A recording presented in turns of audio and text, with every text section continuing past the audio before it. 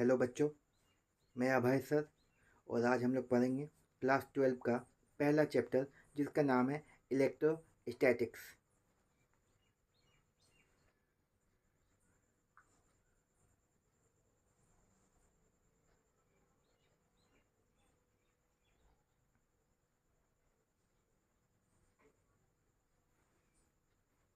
Electrostatics बेटा दो word से मिलके बना है। पहला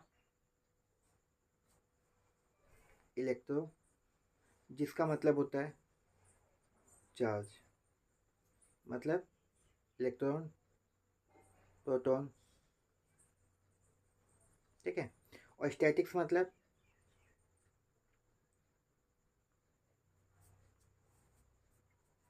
स्टेशनरी और एट रेस्ट। मतलब इलेक्ट्रोस्टैटिक्स क्या है बेटा? फिजिक्स का एक ऐसा ब्रांच है जिसमें हम लोग क्या करते हैं, चार्जेस के बारे में पढ़ते हैं बेटा। कैसे चार्जेस के बारे में पढ़ते हैं? ऐसे चार्जेस जो मूव नहीं कर सकते हैं, मतलब जो स्टेशनरी है, जो रेस्ट में है, ऐसे चार्जेस का जो स्टडी है वो हम लोग क्या करते हैं, इलेक्ट्रोस्टैटिक्स में करते हैं। ये क्या हो जाएगा आपका? Branch of physics which deals with the study of charges which are at rest। Okay, तो इलेक्ट्रोस्टैटिक्स क्या हुआ? चार्जेस का स्टडी है। चार्जेस एक दूसरे को कैसे इंटरेक्ट करेंगे, चार्जेस के बीच कौन सा फोर्स लगेगा, उस फोर्स को हम कैसे निकाल सकते हैं, इन सब बातों की जानकारी जो है हमें इस चैप्टर में मिलेगी। ठीक है, आगे चलते हैं बेटा।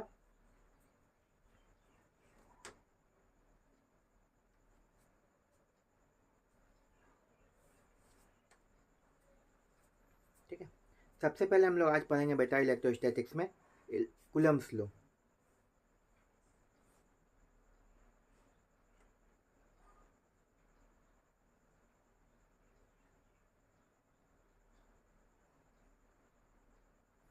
कूलम्ब्स लॉ क्या बताता है? दो चार्जेस एक दूसरे को आपस में कैसे इंटरेक्ट करते हैं, उन दोनों के बीच में जो फोर्स होता है वो कितना होता है, ये हम लोग फाइंड करेंगे कूलम्ब्स लॉ से। ठीक है, तो हमने क्या किया बेटा, दो चार्जेस लिया। पहला मान लीजिए Q1 चार्ज है, दूसरा बेटा क्या है, Q2 चार्ज है। हमने दो चार्जेस लिए हैं Q1 एंड Q2, और दोनों के बीच का जो डिस्टेंस है, मान लीजिए दोनों के बीच के जो डिस्टेंस है बेटा वो मान लीजिए R है। मतलब हम बोल सकते हैं कि हमारे पास दो चार्जेस है Q1 एंड Q2, और वो दोनों कहाँ रखे हुए हैं, R डिस्टेंस पे रखे हुए हैं। तो कूलम्ब्स लॉ क्या कहता है, ये Q1 और ये Q2 ये दोनों पॉजिटिव हो सकते हैं, दोनों नेगेटिव हो सकते हैं, एक पॉजिटिव एक नेगेटिव हो सकता है। यहाँ पे अभी हम मानते हैं कि Q1 और Q2 दोनों पॉजिटिव है, तो ये Q1 क्या करेगा, इस Q2 को क्या करेगा, रिपेल करेगा। ये वाला Q1 जो चार्ज है ये इस Q2 चार्ज को क्या करेगा, रिपेल करेगा। तो इसके ऊपर फोर्स, Q2 के ऊपर फोर्स कितना लगेगा, फोर्स ऑन 2 ड्यू टू 1। उसी तरह से ये Q1 जो है इसके ऊपर फोर्स कितना लगेगा, फोर्स ऑन 1 ड्यू टू 2। हमने यहाँ पे अभी माना कि दोनों चार्जेस पॉजिटिव हैं, तो Q1 क्या करेगा, Q2 चार्ज को रिपेल करेगा, ना बेटा। ठीक है, और Q2 क्या करेगा, Q1 को क्या करेगा, रिपेल करेगा। तो किस फोर्स के साथ रिपेल करेगा, वो फोर्स का मैग्नीट्यूड कितना होगा, डायरेक्शन क्या होगा, इन सब बातों का हम लोग फाइंड आउट करेंगे। ओके, ठीक है, तो देखते हैं। तो कूलम्ब्स लॉ क्या कहता है? कूलम्ब्स लॉ ये कहता है कि ये जो फोर्स होगा इन दोनों के बीच में जो लगने वाला अट्रैक्टिव या रिपल्सिव जो भी फोर्स होगा वो क्या होगा, इन दोनों चार्जेस के प्रोडक्ट के डायरेक्टली प्रोपोर्शनल होगा। इन दोनों चार्जेस के प्रोडक्ट के डायरेक्टली प्रोपोर्शनल होगा, पहला। मतलब अगर मान लीजिए हमारे पास 2 कूलम और 2 कूलम दो चार्जेस है, तो उन दोनों के बीच में कुछ फोर्स आएगा, मान लीजिए 4 न्यूटन आएगा। तो अगर हम चार्जेस को मान लीजिए 3 गुना कर दें, दोनों चार्जेस को अब हमने क्या किया 3 टाइम्स कर दिया, तो अब हमारा जो फोर्स आएगा वो कितना होगा 9 टाइम्स हो जाएगा। समझ में आ रही है बातें आप लोगों को? दूसरा बात करते हैं, और ये जो फोर्स होगा आपका इलेक्ट्रोस्टैटिक फोर्स, वो क्या होगा, इन दोनों चार्जेस के बीच का जो डिस्टेंस है उसके स्क्वायर के इन्वर्सली प्रोपोर्शनल होगा, उसके स्क्वायर के इन्वर्सली प्रोपोर्शनल होगा। मतलब अगर इन दोनों चार्जेस के बीच में अगर हम डिस्टेंस को बढ़ा दें, डिस्टेंस बढ़ जाएगा तो फोर्स कम हो जाएगा, डिस्टेंस घट जाएगा तो फोर्स इंक्रीज हो जाएगा। ये सेम चैप्टर है बेटा, जैसा हम लोगों ने क्लास 11 में ग्रेविटेशन पढ़ा था ना, उसी से मिलता जुलता चैप्टर है। अगर आपको वहाँ पे चीज़ें पता है तो आपको ये चैप्टर बहुत ही आसान जाने वाला है, अच्छा लगने वाला है। काफ़ी सिमिलरिटीज़ मिलेगी आपको इस चैप्टर में, क्योंकि फॉर्मूले भी कुछ हद तक आपको सेम लगेंगे, काफ़ी चीज़ें आपको एक जैसी देखने को मिलेंगी। तो अब हम यहाँ पर देखते हैं, ये फोर्स जो है आपका दो बातों पर डिपेंड करेगा, ठीक है। किन्हीं भी दो चार्जेस के बीच में लगने वाला जो इलेक्ट्रोस्टैटिक फोर्स होगा वो दो बातों पे डिपेंड करेगा। पहला चार्जेस के मैग्नीट्यूड पे, दूसरा चार्जेस के बीच में जो आपका डिस्टेंस है उस पर डिपेंड करेगा। ओके, तो इन दोनों को कंबाइन करेंगे तो बेटा हमारा क्या आएगा, combining equation 1 and 2 we get. Okay, क्योंकि ये फोर्स दो बातों पे डिपेंड कर रहा है तो हमें फॉर्मूला निकालना है, ठीक है। कैसे निकालेंगे उसको हम लोग देखते हैं, ठीक है। आगे चलते हैं बेटा। तो आपका यहाँ पे क्या आ जाएगा, F E is directly proportional to Q1 and Q2 and inversely proportional to R square. अब हम लोग जानते हैं बेटा कि ये डायरेक्टली प्रोपोर्शनलिटी का अगर हम लोग सिंबल हटाएंगे, साइन हटाएंगे, तो हमारे कांस्टेंट आता है, ठीक है। वो कांस्टेंट क्या होता है बेटा, हमें यहाँ पे वो कांस्टेंट को लिखा है हमने के लिखा है बेटा। यहाँ पे के जो है हमारा वो क्या है बेटा, प्रोपोर्शनलिटी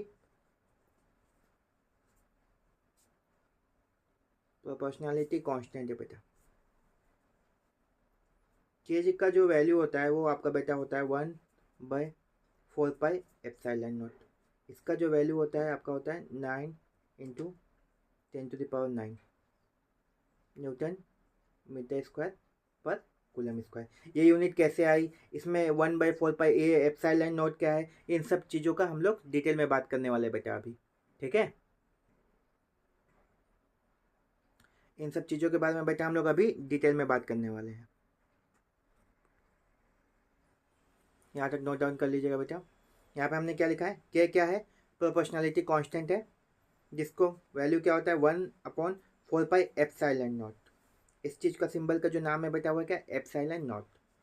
इसका जो वैल्यू होगा कितना होगा 9 × 10⁹ न्यूटन मीटर स्क्वायर पर कूलम स्क्वायर। आगे चलते बेटा।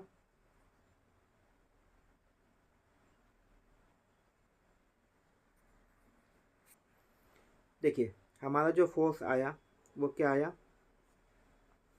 K × Q1 Q2 upon R square.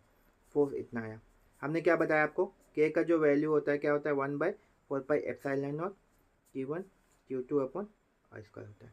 और ये पूरा जो आपको ये वैल्यू दिखाई दे रहा है, ये पूरा का जो वैल्यू होता है आपका 9 × 10⁹ होता है बेटा, Q1 Q2 upon R square. अब देखिएगा यहाँ पे ये जो ε0 है इसको हम क्या पढ़ते हैं बेटा, ε0। इसको क्या पढ़ते हैं हम लोग, ε0। ये क्या होता है, ये किसी भी मीडियम का प्रॉपर्टी होता है,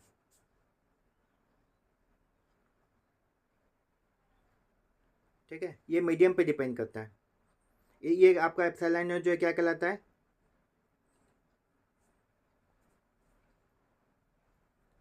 परमिटिविटी ऑफ फ्री स्पेस कहलाता है बेटा, या फिर आप कह लीजिए वैक्यूम।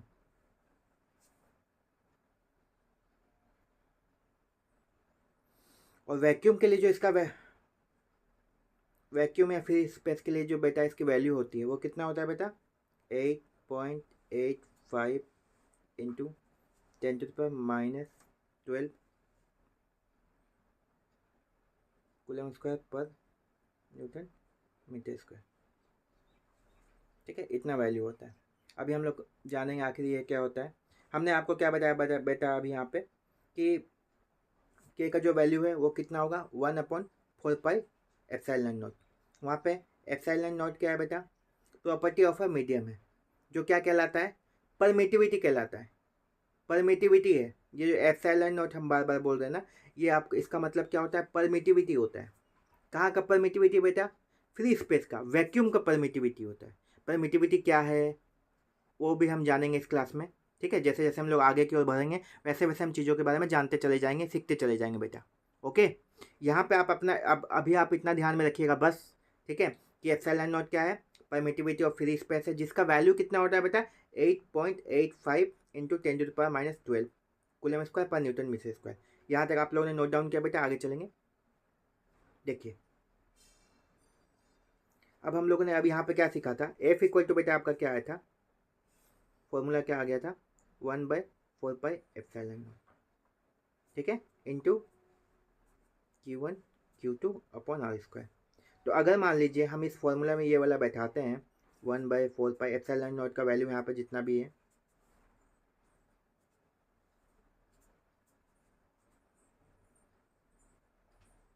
तो हमारा जो ओवरऑल ये इसका जो हम वैल्यू फाइंड आउट करके लिखेंगे तो हमारा ओवरऑल फॉर्मूला क्या आ जाएगा 9 into 10⁻9 Q1 Q2 by are square.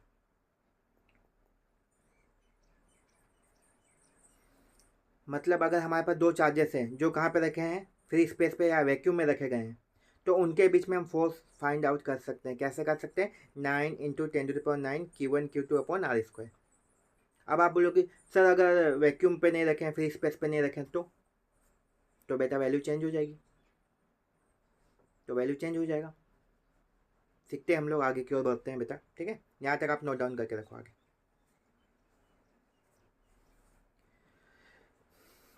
अभी हम लोग ने बात की बेटा किसके बारे में, परमिटिविटी के बारे में। परमिटिविटी क्या होती है थोड़ी सी बात कर लेते हैं।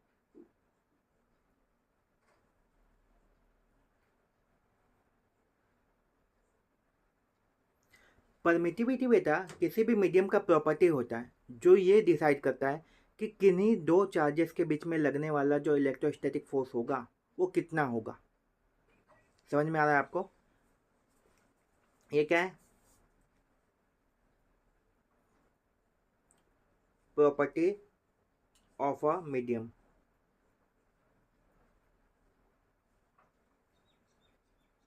which decides the electrostatic force between two charges। अगर मान लीजिए किसी भी मीडियम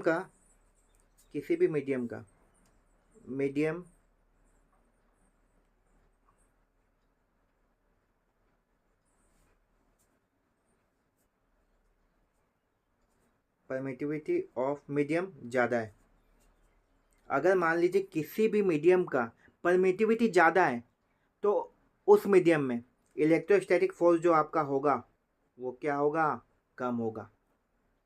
समझ में आ रहा है क्या बोलना चाह रहा हूँ, कोई भी मीडियम हो आपका, ठीक है, वाटर हो सकता है, ग्लास हो सकता है, अल्कोहल हो सकता है, कैरोसिन हो सकता है। अगर उस मीडियम का, जिस मीडियम में चार्जेस रखे हुए हैं, अगर उस मीडियम में, समझ में आ रहा है आप लोगों को मैं बेटा क्या बोल रहा हूँ आप लोगों को, समझ में आ रहा है बेटा मैं आप लोगों को क्या बोल रहा हूँ। अगर उस मीडियम का परमिटिविटी ज़्यादा है तो उस मीडियम में चार्जेस के बीच में लगने वाला इलेक्ट्रोस्टैटिक फोर्स जो होगा वो कम होगा। और हम क्या बोल सकते हैं, परमिटिविटी ऑफ मीडियम अगर कम है तो उस मीडियम में चार्जेस के बीच में लगने वाला इलेक्ट्रोस्टैटिक फोर्स क्या है, वो बहुत ज़्यादा होगा बेटा। ठीक है, यहाँ तक आई होप आपको समझ में आया होगा। परमिटिविटी क्या है, तो मीडियम का ऐसा प्रॉपर्टी है जो ये डिसाइड करता है कि किन्हीं दो चार्जेस के बीच में लगने वाला फोर्स कितना होगा, कम होगा या ज़्यादा होगा। अगर दो चार्ज पार्टिकल आपका वैक्यूम में या फ्री स्पेस में रखे गए हैं तो उन दोनों के बीच में लगने वाला इलेक्ट्रोस्टैटिक फोर्स सबसे मैक्सिमम होगा। और अगर किन्हीं अलग मीडियम में हम रखते हैं वही चार्ज पार्टिकल को, तो उन दोनों के बीच में लगने वाला इलेक्ट्रोस्टैटिक जो फोर्स होगा वो क्या होगा, कम हो जाएगा। वो कितना फैक्टर से कम हो जाएगा वो भी हम सीखेंगे आगे की क्लास में। समझ में आ रहा है? जस्ट अभी मैंने आप लोगों को बताया कि परमिटिविटी क्या है। परमिटिविटी जो है मीडियम का प्रॉपर्टी होता है, सिंपल सा बात है, ठीक है। पर अगर किसी मीडियम का परमिटिविटी ज़्यादा होगा तो उस मीडियम में चार्जेस के बीच में लगने वाला इलेक्ट्रोस्टैटिक फोर्स कम होगा, ठीक है। आगे क्यों चलेंगे बेटा। अभी हम लोगों ने क्या सीखा बेटा कि दो चार्ज पार्टिकल है हमारे पास। हमने क्या बताया था, Q1 और Q2। दोनों के बीच का डिस्टेंस बेटा क्या था, दोनों के बीच का डिस्टेंस बेटा r था। तो Q1 क्या करेगा, Q2 को रिपेल करेगा। तो हम क्या बोल सकते हैं, फोर्स ऑन 2 ड्यू टू 1। यहाँ पे क्या होगा, force on 1 due to 2। Force का मैग्नीट्यूड क्या होगा बेटा, हम लोगों ने अभी फाइंड किया। फोर्स क्या होगा, Q1 Q2 अपॉन r² होगा। तो ये जो फोर्स होगा बेटा, force on 1 due to 2 and force on 2 due to 1, ये क्या होगा, दोनों इक्वल एंड ऑपोजिट होगा। मतलब Q1 Q2 को जिस फोर्स से रिपेल करेगा उतना ही सेम फोर्स से Q2 भी क्या करेगा, Q1 को रिपेल करेगा। या हम ऐसे बोल सकते हैं F12 का मोड इक्वल टू F21 का मोड। मतलब ये दोनों फोर्स जो होंगे आपस में क्या होंगे, इक्वल और ऑपोजिट होंगे। दोनों का जो मैग्नीट्यूड होगा बेटा वो क्या होगा, इक्वल होगा। Q1 जिस फोर्स से Q2 को रिपेल करेगा, Q2 भी Q1 को उतना ही सेम फोर्स के साथ क्या करेगा बेटा, रिपेल करेगा। लेकिन दोनों का जो डायरेक्शन होगा बेटा वो क्या होगा, अपोजिट होगा। मतलब हम यहाँ से बोल सकते हैं कि कुलम्स लॉ जो है, कुलम्स लॉ फॉलोस न्यूटन्स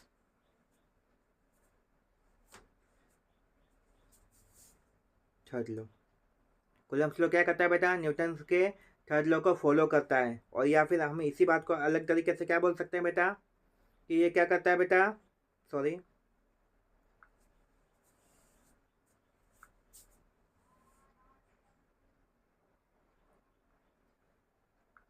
या इसी तरीके को हम क्या बोल सकते हैं बेटा, क्या करता है, it forms action reaction pair. ठीक है बेटा, आगे क्यों चलेंगे बेटा, यहाँ तक नोट डाउन कर लिया होगा आप लोगों ने।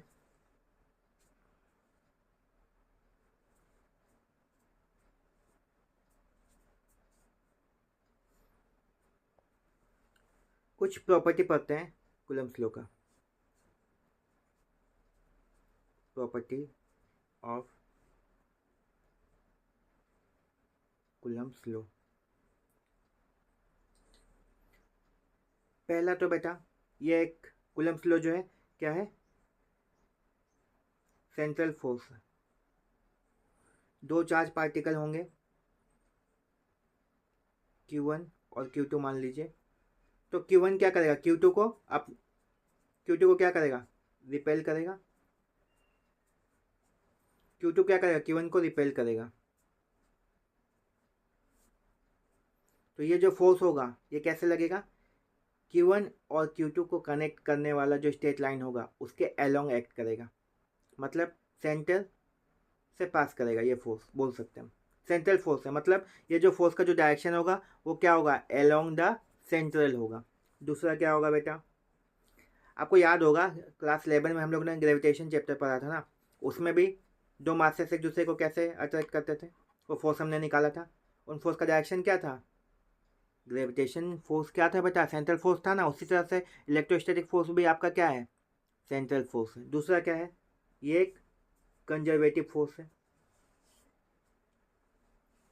कंजर्वेटिव फोर्स है। कूलम्ब्स लॉ क्या है, कंजर्वेटिव फोर्स है। मतलब ये आपका बोल सकते हैं कि इलेक्ट्रोस्टैटिक फोर्स जो है उसके द्वारा किया गया जो वर्क डन होगा वो पाथ पे डिपेंड नहीं करेगा। किस पे डिपेंड करेगा बेटा? Only on initial and final position of the given object. बेटा समझ में आ रहा है आप लोगों को? तीसरा पॉइंट क्या बोल सकते हैं हम? ये इनवर्स स्क्वायर फोर्स है, इनवर्स स्क्वायर फोर्स है। ये जो फोर्स है किस पे डिपेंड कर रहा है? डिस्टेंस पे डिपेंड कर रहा है। जिस तरह से ग्रेविटेशन फोर्स आपका डिस्टेंस पे डिपेंड करता था, उसी तरह से इलेक्ट्रोस्टैटिक फोर्स भी आपका क्या है? किस पे डिपेंड कर रहा है बेटा? डिस्टेंस पे डिपेंड कर रहा है बेटा। चौथा पॉइंट क्या बोल सकते हैं? ग्रेविटेशन फोर्स आपका क्या था बेटा? कुछ आइडिया? ग्रेविटेशन फोर्स जो था ऑलवेज अट्रैक्टिव था, लेकिन ये जो आपका है इलेक्ट्रोस्टैटिक फोर्स जो है वो क्या है?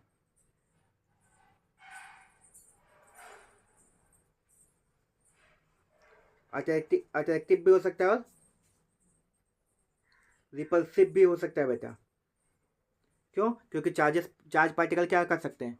एक दूसरे को अट्रैक्ट भी कर सकते हैं, एक दूसरे को रिपेल भी कर सकते हैं। लेकिन ग्रेविटेशन फोर्स क्या था? Always attractive. हमेशा मासेस क्या करते थे? एक दूसरे को अट्रैक्ट करते थे, रिपेल नहीं करते थे। पांचवा पॉइंट बेटा क्या बोल सकते हैं? हमने अभी क्या क्या सीखा बेटा?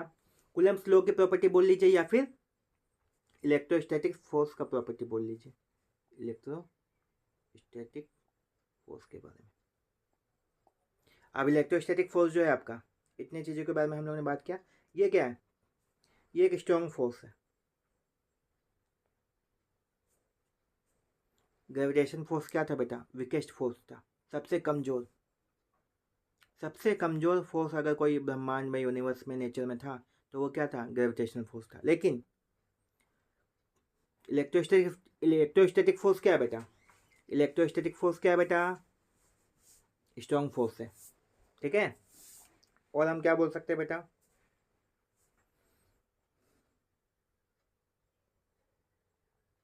Electrostatic force depends upon medium. मतलब अगर अलग अलग मीडियम में